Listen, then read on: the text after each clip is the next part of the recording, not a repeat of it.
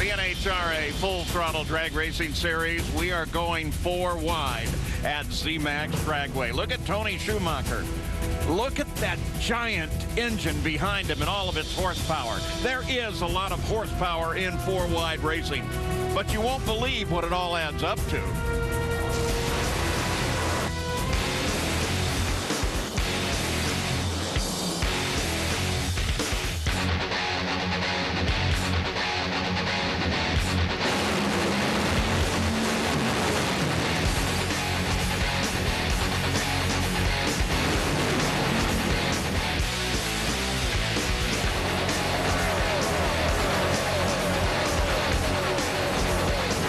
Cool.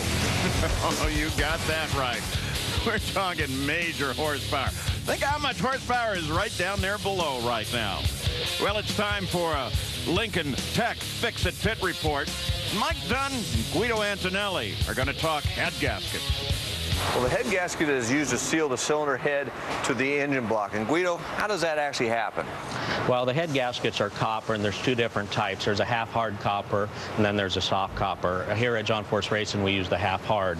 What it does is, when you put it in between the cylinder block and the cylinder head, there's a fire ring that will imprint into the gasket and make a nice groove that forces the copper into a receiving groove on the cylinder.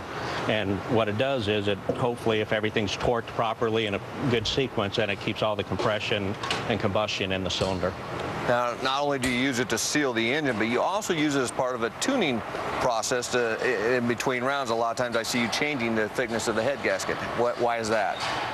Depending upon what event and what day it is, as the temperature increases, the humidity changes, you have to change basically the compression ratio and use different thickness head gaskets.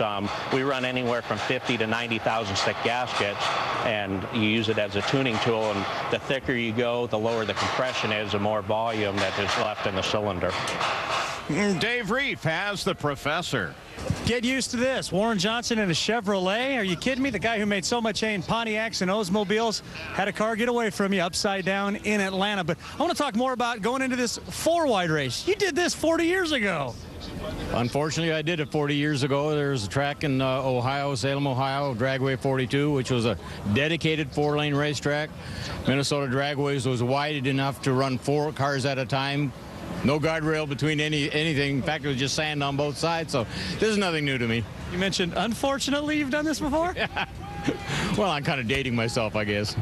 Warren says as long as the fans enjoy it, he's okay with it. And as far as the Chevrolet goes, since it's not quite where he wants it to be, it is a 3-year-old car, but he is working on it, and that's what that man does best.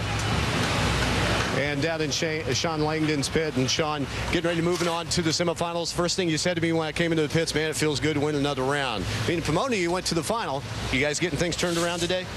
Yeah, we started off the year good, getting to the final with Morgan. Next couple races, you know, you just kind of go into trying some stuff and trying to catch up with a lot of these big teams over here, and we kind of got ourselves in a little rut. We were making good runs when we needed to, but at times we weren't really making good runs, and we started off a little slow this weekend, but we kind of caught our stride on the last run and made a good run with the 385, and we went up there for first round trying to equal that, and we were going into lane 3, but saw that they had smoked right ahead of us, so swapped over into lane 1 and went back. That's where we made our good run in qualifying.